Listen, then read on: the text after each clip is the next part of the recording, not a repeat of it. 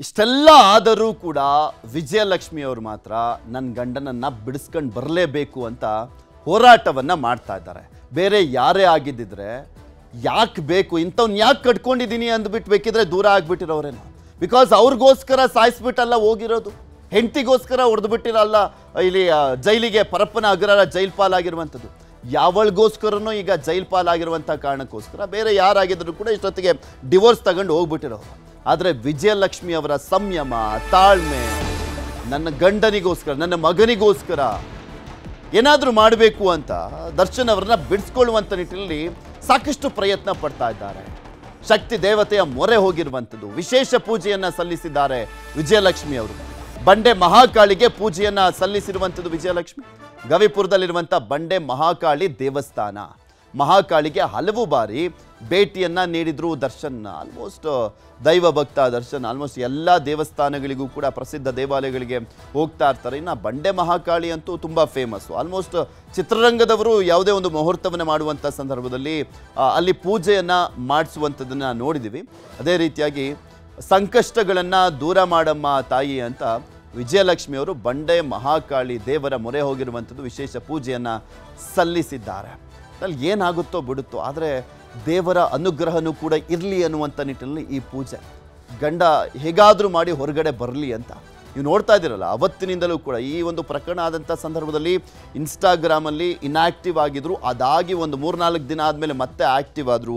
ಅಭಿಮಾನಿಗಳಿಗೆ ಧೈರ್ಯ ತುಂಬುವಂಥ ಕೆಲಸವನ್ನು ಮಾಡಿದ್ರು. ಹಾಗೆ ಕೋರ್ಟ್ಗೂ ಕೂಡ ಒಂದು ಅರ್ಜಿಯನ್ನು ಸಲ್ಲಿಸಿದರು. ಈ ರೀತಿಯಾಗಿ ಏನೇನೋ ಪ್ರಸಾರವನ್ನು ಮಾಡಲಾಗ್ತದೆ ಮಾಧ್ಯಮದಲ್ಲಿ ಅನ್ನುವಂಥ ನಿಟ್ಟಿನಲ್ಲೂ ಕೂಡ ಅವರೊಂದು ಇಂಜೆಕ್ಷನ್ ಆರ್ಡ್ರನ್ನು ತರುವಂಥ ಕೆಲಸವನ್ನು ಮಾಡಿದ್ರು. ಅದಾದ ನಂತರ ಪೊಲೀಸರಿಗೂ ಕೂಡ ಪತ್ರವನ್ನು ಬರೆದಿದ್ದನ್ನು ಗಮನಿಸಿದ್ದೀರಾ. ಹಾಗೆ ಪರಪ್ಪನ ಅಗ್ರಹಾರ ಜೈಲಿಗೆ 3 ಬಾರಿ ಇದುವರೆಗೂ ಹೋಗಿರುವಂಥದ್ದು ವಿಜಯಲಕ್ಷ್ಮಿ ಅವರು. ದರ್ಶನ್ ಅವರನ್ನ ಭೇಟಿಯಾಗಿದ್ದಾರೆ, ಧೈರ್ಯ ತುಂಬಿದ್ದಾರೆ. ನಾನಿದ್ದೀನಿ, ಸುಮ್ಮನಿರಿ, ನಾನು ಬಿಡಿಸ್ಕೊಂಬರ್ತೀನಿ, ಹೇಗಾದರೂ ಮಾಡಿ. ಆದರೆ ಒಂದು ಕಂಡೀಷನ್, ಪವಿತ್ರದಿಂದ ದೂರ ಇದ್ದರೆ ಮಾತ್ರ ಈ ಎಲ್ಲ ಹೋರಾಟ ಅಂತ ಹೇಳಿದ್ರು. ದರ್ಶನ್ ಕೂಡ ಒಪ್ಕೊಂಡಿದ್ದಾರಂತೆ. ಇನ್ನು ಈ ಬಂಡೆ ಮಹಾಕಾಳಿಗೆ ಪೂಜೆಯನ್ನು ಸಲ್ಲಿಸಲಾಗಿದೆಯಲ್ಲ, ಇದೇ ವಿಚಾರಕ್ಕೆ ಸಂಬಂಧಪಟ್ಟಂತೆ ಜ್ಯೋತಿಷಿಗಳಾಗಿರುವಂಥ ಚಂದಪಾಡೆ ಅವರು ಮಾತನಾಡಿದ್ದಾರೆ. ಅವ್ರು ಏನು ಹೇಳಿದ್ದಾರೆ ನೋಡೋಣ. ಜಾತಕದಲ್ಲಿ ಬರುವ ದೋಷಗಳು ಅಂದ್ರೆ ಜಾತಕದಲ್ಲಿ ಮೊದಲಿಗೆ ನಾವು ನೋಡೋದು ಶನಿನ. ಓಕೆ, 7.5 ಶನಿ, 2.5 ಶನಿ, ಅಷ್ಟಮ ಶನಿ, ಶನಿ ದಶೆ, ಶನಿ ಭುಕ್ತಿ, ಇದ್ರುಗಳಲ್ಲಿ ಏನಾಗುತ್ತೆ, ಮೊದಲಿಗೆ ಸೂಕ್ಷ್ಮ ತೋರಿಸೋದು ಬೋನ್ ಬ್ರೇಕೇಜ್, ಮೂಳೆ ಮುರಿಸುವಂಥದ್ದು. ಆಯ್ತಾ? ಅವರ ಜಾತಕದಲ್ಲಿ ಶನಿ ನೀಚ ಸ್ಥಾನಕ್ಕೆ ಬಂದ್ರೆ, ಕಾರಕನಾದ್ರೆ, ಮಾರಕ, ಕ್ರೂರ ಇದ್ರೆ ಈ ತರದ್ದು ವಿಚಾರಗಳು ಬರುತ್ತೆ. ಅವಾಗ ಒಂಥರ ಸಂಕಟ ಆಗುವಂಥದ್ದು, ಅಸಮಾಧಾನ ಇರುವಂಥದ್ದು, ಅಂದ್ರೆ ಎಲ್ಲಿ ಹೋದ್ರು ಪೀಸ್ ಆಫ್ ಮೈಂಡ್ ಸಿಗಲ್ಲ, ಏನೋ ಕಳ್ಕೊಂಡ ರೀತಿಯಲ್ಲಿ ಈ ಒಂದು ಎಫೆಕ್ಟ್ಸ್ ಶುರು ಆಗತ್ತೆ. ಅವರಿಗೆ ಫಸ್ಟ್ ಒಂದು ಕೈ ಮುರಿದಿತ್ತು, ಹೌದಲ್ವಾ, ಬಲಗೈ ಮುರಿದಿತ್ತು, ಈಗ ಎಡಗೈ ಮುರಿದಿತ್ತು. ಅವಾಗ್ಲೇ ಅವರು ಸೂಕ್ಷ್ಮತೆ ತಿಳ್ಕೋಬೇಕಿತ್ತು, ಅಲ್ಲಿ ಮಿಸ್ ಆಗಿದೆ. ಗಣ್ಯ ವ್ಯಕ್ತಿಗಳು ಒಂದು ಸ್ಥಾನಮಾನದಲ್ಲಿದ್ದವರಿಗೆ ಸಡನ್ ಆಗಿ ಬೋನ್ ಬ್ರೇಕ್ ಆದಲ್ಲಿ ತಕ್ಷಣಕ್ಕೆ ಅವರು ಜಾತಕದ ಪರಿಶೀಲನೆ ಮಾಡ್ಕೋಬೇಕಾಗತ್ತೆ. ಶನಿ ಇದ್ದು ಜ್ಞಾನಕಾರಕ, ಅವ್ರು ಏನ್ ಮಾಡ್ತಾರೆ, ನಿಮ್ಮ ಮುಖಕ್ಕೆ ಕನ್ನಡಿ ಹಿಡಿತಾರೆ. ಅವರ ಚಾಲನೆಗೆ ಗ್ರಹಚಾರ ಅಂತೀವಿ. ಜಾತಕದಲ್ಲಿ ಬರುವ ದೋಷಗಳು ಅಂದ್ರೆ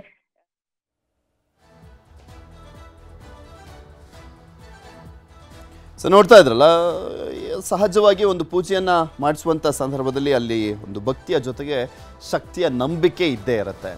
ಏನೋ ಒಂದು ಮಾಡ್ಬೋದು, ಏನೋ ಒಂದು ಪವಾಡ ಆಗ್ಬೋದೇನೋ ನನ್ನ ಗಂಡನ ವಿಚಾರದಲ್ಲಿ ಅನ್ನುವಂಥ ನಂಬಿಕೆಯಲ್ಲಿ ವಿಜಯಲಕ್ಷ್ಮಿಯವರು ಪೂಜೆಯನ್ನು ಸಲ್ಲಿಸಿದ್ದಾರೆ. ನೋಡೋಣ ಅದೆಲ್ಲ ಯಾವ ರೀತಿಯ ಕೈ ಹಿಡಿಯುತ್ತೆ ಅಂತ.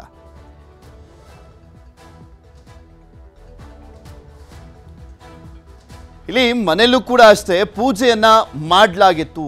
ಈ ರೇಣುಕಾಸ್ವಾಮಿ ಕೊಲೆ ಆದ ಬಳಿಕ ಒಂದು ದೃಷ್ಟಿ ಪೂಜೆ ಅಂತೇನೋ ಮಾಡಿಸಿದ್ರಂತೆ ವಿಜಯಲಕ್ಷ್ಮಿ ಅವರ ನಿವಾಸದಲ್ಲಿ. ಅಂದರೆ ಅವ್ರಿಗೆ ಗೊತ್ತೇ ಇರಲಿಲ್ಲ ವಿಜಯಲಕ್ಷ್ಮಿ ಅವ್ರಿಗೆ ಏನಾಗಿದೆ, ಏನು ಎತ್ತ ಅನ್ನುವಂಥದ್ದು ಗೊತ್ತಿರಲಿಲ್ಲ. ಆದರೆ ಸಹಜವಾಗಿ ಒಬ್ಬ ಸ್ಟಾರ್ ನಟ ಅಂತ ಬಂದಂಥ ಸಂದರ್ಭದಲ್ಲಿ ಕಣ್ಣಂತೂ ಬಿದ್ದಿರುತ್ತಲ್ಲ. ಸೊ ಹೀಗಾಗಿ ವಿಜಯಲಕ್ಷ್ಮಿ ಅವರ ನಿವಾಸದಲ್ಲಿ ಒಂದು ದೃಷ್ಟಿ ಪೂಜೆ ಅಂತ ಮಾಡಿಸಲಾಗಿರುತ್ತಂತೆ. ದರ್ಶನ್ ಅವರು ಕೂಡ ಹೋಗಿರ್ತಾರಂತೆ. ಅದಾದ ನಂತರ ಒಂದಿನದಲ್ಲೇ ಇವ್ರನ್ನ ಅರೆಸ್ಟ್ ಮಾಡಲಾಗಿರುವಂಥದ್ದು. ಈಗ ಮತ್ತೊಮ್ಮೆ ದೇವರ ಮೊರೆ ಹೋಗಿದ್ದಾರೆ ವಿಜಯಲಕ್ಷ್ಮಿ ಅವರು. ಈ ಹಿಂದೆನೂ ಕೂಡ ಒಂದು ಯಾರೊಬ್ಬ ಅಭಿಮಾನಿ ಪೂಜೆಯನ್ನು ಮಾಡಿಸಿ ನಮ್ಮ ಬಾಸು ಬೇಗ ಹೊರಗಡೆ ಬರ್ತಾರಾ, ಹೊರಗಡೆ ಬರುವಂಥ ನಿಟ್ಟಿನಲ್ಲಿ ಆಶೀರ್ವಾದ ಮಾಡಬೇಕು ಅಂತ ಅಪ್ಪಣೆ ಕೇಳಿರ್ತಾರೆ. ಆ ಸಂದರ್ಭದಲ್ಲಿ ಅಪ್ಪಣೆ ಕೂಡ ಆಗಿರುತ್ತೆ. ಅದು ದೊಡ್ಡ ಮಟ್ಟದಲ್ಲಿ ಟ್ರೆಂಡ್ ಆಗಿತ್ತು, ನಿಮಗೂ ಕೂಡ ಗೊತ್ತಿರ್ಬೋದೇ.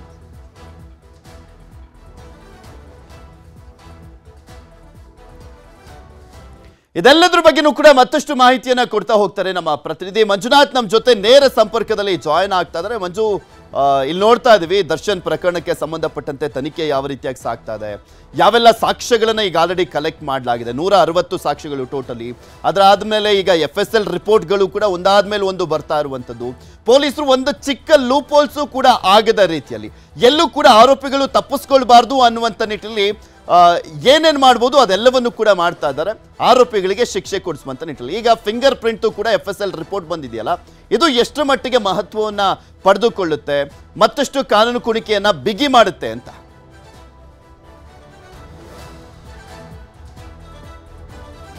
ಖಂಡಿತವಾಗ್ಲೂ ಪೃಥ್ವಿ, ಯಾಕಂದ್ರೆ ರೇಣುಕಾಸ್ವಾಮಿ ಕೊಲೆ ಪ್ರಕರಣದಲ್ಲಿ ಇನ್ವೆಸ್ಟಿಗೇಷನ್ ಮಾಡ್ತಿರುವಂತಹ ಪೊಲೀಸರು ಎಲ್ಲಾ ಆಯಾಮದಲ್ಲೂ ಕೂಡ ಈಗಾಗಲೇ ತನಿಖೆಯನ್ನ ಮಾಡ್ತಿದ್ದಾರೆ. ಅದರಲ್ಲೂ ಕೂಡ ಅಷ್ಟೇ ಯಾವುದೇ ಕಾರಣಕ್ಕೂ ಕೂಡ ಅಷ್ಟೇ ಆರೋಪಿಗಳು ಈ ಒಂದು ಪ್ರಕರಣದಿಂದ ತಪ್ಪಿಸ್ಕೊಳ್ಬಾರ್ದು ಅನ್ನುವಂತ ಒಂದು ನಿಟ್ಟಿನಲ್ಲಿ ಈಗಾಗಲೇ ಇನ್ವೆಸ್ಟಿಗೇಷನ್ ಅನ್ನ ಮಾಡ್ತಿದ್ದಾರೆ.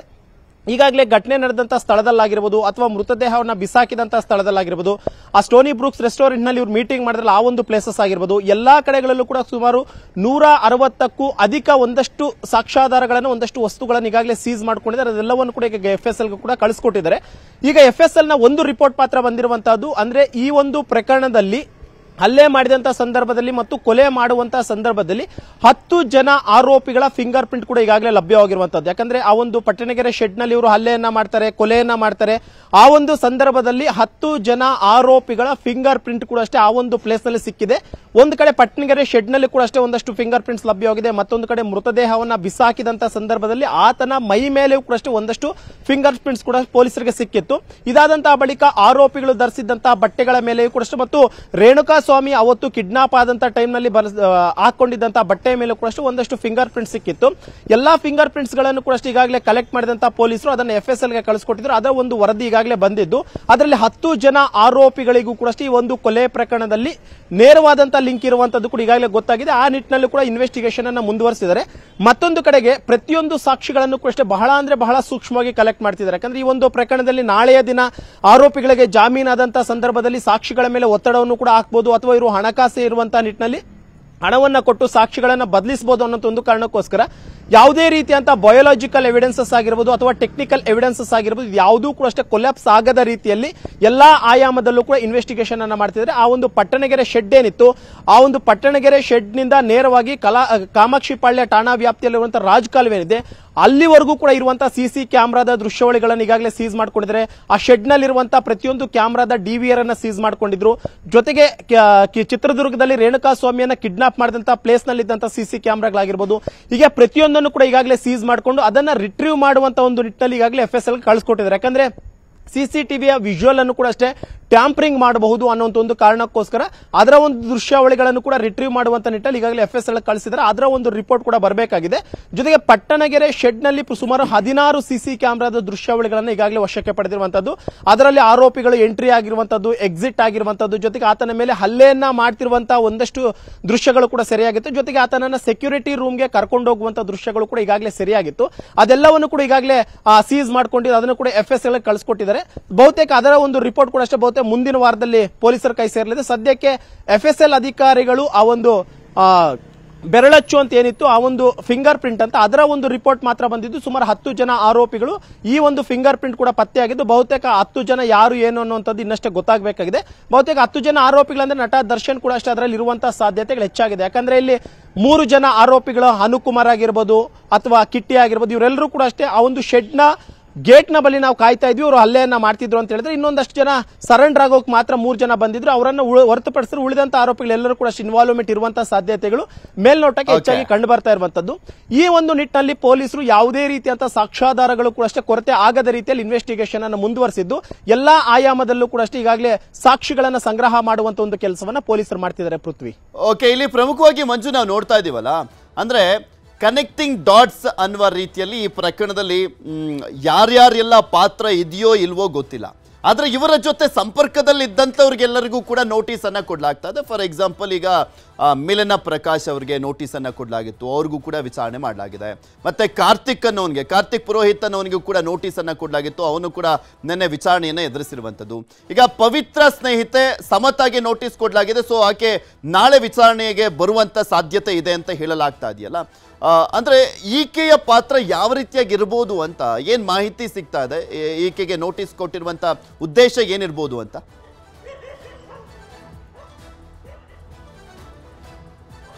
ಪೃಥ್ವಿ, ಈಗಾಗಲೇ ಎಲ್ಲಾ ರೀತಿಯಂತ ಸಾಕ್ಷ್ಯಗಳನ್ನ ಕಲೆಕ್ಟ್ ಮಾಡಿರುವಂತಹ ಪೊಲೀಸರಿಗೆ ಒಂದಷ್ಟು ಸ್ಟೇಟ್ಮೆಂಟ್ಗಳು ಇನ್ನೂ ಕೂಡ ಪೆಂಡಿಂಗ್ ಇತ್ತು. ಅದರಲ್ಲೂ ಪ್ರಮುಖವಾಗಿರುವಂತದ್ದು ಏನು ಅಂತಂದ್ರೆ, ಈಗಾಗಲೇ ಡೆವಿಲ್ ಚಿತ್ರದ ನಿರ್ಮಾಪಕ ಆಗಿರುವಂತಹ ಮಿಲನ ನಾಗರಾಜ್ ಅವರ ಸ್ಟೇಟ್ಮೆಂಟ್ ಕೊಡಷ್ಟು ಅಗತ್ಯತೆ ಇತ್ತು.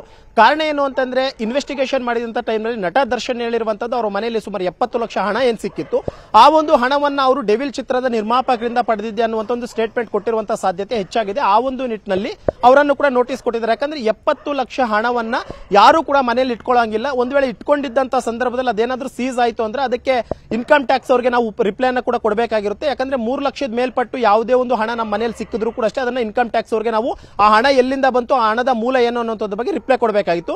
ಈ ನಿಟ್ಟಿನಲ್ಲೂ ಕೂಡ ಅಷ್ಟೇ ಮಿಲನ ಪ್ರಕಾಶ್ ಅವರಿಗೆ ನೋಟಿಸ್ ಅನ್ನ ಕೊಟ್ಟಿದ್ರು. ಯಾಕಂದ್ರೆ ಇವರು ಎಷ್ಟು ಒಂದು ಮೊತ್ತಕ್ಕೆ ನೀವು ಈ ಒಂದು ಫಿಲಿಂ ತೆಗೆಯೋದಕ್ಕೆ ಮಾತುಕತೆ ಆಗಿತ್ತು, ಎಷ್ಟು ಹಣವನ್ನ ನೀವು ಕೊಟ್ಟಿದ್ರೆ, ಯಾಕಂದ್ರೆ ದರ್ಶನ್ ಮನೆಯಲ್ಲಿ ಸಿಕ್ಕಂತ ಹಣಕ್ಕೂ ನೀವೇನಾದ್ರೂ ಕೊಟ್ಟಂತ ಹಣಕ್ಕೂ ತಾಲೆ ಇದೆಯಾ ಅನ್ನೋದು ಇನ್ವೆಸ್ಟಿಗೇಷನ್ ಮಾಡೋದಕ್ಕೆ ಅಂತಾನೆ ಮಿಲನ ಇವ್ರಿಗೆ ನೋಟಿಸ್ ಅನ್ನ ಕೊಟ್ಟಿದ್ರು. ಇದಾದಂತಹ ಬಳಿಕ ಸಮತಾ, ಇಲ್ಲಿ ಪ್ರಮುಖವಾಗಿ ಸಮತಾಗೆ ಏನಕ್ಕೆ ನೋಟಿಸ್ ಕೊಟ್ಟಿದ್ರು ಅಂತಂದ್ರೆ, ಇವರಿಬ್ಬರಿಗೂ ಕೂಡ ಮ್ಯೂಚುವಲ್ ಫ್ರೆಂಡ್ ಆಗಿದ್ರು. ಇವರ ಪ್ರತಿಯೊಂದು ವ್ಯವಹಾರದ ಕುರಿತಾಗಿ ಕೂಡ ಅಷ್ಟೇ ಆಕೆಗೆ ಮಾಹಿತಿ ಇರಬಹುದು. ಜೊತೆಗೆ ಪ್ರಮುಖವಾಗಿ ಕೊಲೆ ಆದಂತಹ ಬಳಿಕವೂ ಕೂಡ ಅಷ್ಟೇ ಪವಿತ್ರ ಅವರು ಈ ಒಂದು ಸಮತಾಗೆ ಮೆಸೇಜ್ ಮಾಡಿದ್ರು ಅನ್ನೋ ಒಂದು ನಿಟ್ಟಿನಲ್ಲಿ ಆಕೆಯನ್ನು ಕೂಡ ಕರೆದಿದ್ದು. ಜೊತೆಗೆ ಆರೋಪಿ ಒಬ್ಬರಲ್ಲಿ 3,000 ರೂಪಾಯಿ ಹಣವನ್ನ ಈ ಒಂದು ಸಮತ ಗೂಗಲ್ ಪೇ ಮುಖಾಂತರ ಕಳಿಸಿದ್ರು. ಆ ಒಂದು ನಿಟ್ಟಿನಲ್ಲಿ ಆಕೆಯನ್ನು ಇಂಟ್ರಾಗೇಷನ್ ಮಾಡ್ತಿದ್ದಾರೆ. ಆರೋಪಿ ಧನರಾಜ್ ಅಂತ ಕಾಣಿಸುತ್ತೆ ಅಲ್ಲ, ವಿದ್ಯುತ್ ಶಾಕ್ ಕೊಟ್ಟಂತವನು, ಅವನಿಗೇನೋ 3,000 ಕಟ್ಟಿದ್ಲು, ಅದು ಈ ಕೊಲೆ ಪ್ರಕರಣ ಆದ ಬಳಿಕ ಅಂತ. ನೋಡೋಣ, ಇನ್ನಷ್ಟು ಅಪ್ಡೇಟ್ಸ್ ಅನ್ನ ನೆಕ್ಸ್ಟ್ ಪಡ್ಕೊಳ್ತಾ ಹೋಗ್ತೀವಿ. ಧನ್ಯವಾದ ಮಂಜು ನಿಮ್ಮೆಲ್ಲ ಮಾಹಿತಿಗಾಗಿ. ಕನ್ನಡಿಗರ ನೆಚ್ಚಿನ ನ್ಯೂಸ್ 18 ಕನ್ನಡ ಈಗ ವಾಟ್ಸ್ಆಪ್ ನಲ್ಲೂ ಲಭ್ಯ. ಕರ್ನಾಟಕ ದೇಶ ವಿದೇಶಗಳ 360 ಡಿಗ್ರಿ ಸುದ್ದಿಯ ವಿವರಗಳನ್ನ ನಿಮ್ಮ ಕೈ ಬೆರಳುಗಳಲ್ಲೇ ಪಡಿಲಿಕ್ಕೆ ಈ QR ಕೋಡ್ ಅನ್ನ ಸ್ಕ್ಯಾನ್ ಮಾಡಿ, ನಮ್ಮ ಚಾನಲ್ ಫಾಲೋ ಮಾಡಿ, ನೋಟಿಫಿಕೇಶನ್ ಆನ್ ಮಾಡಿ.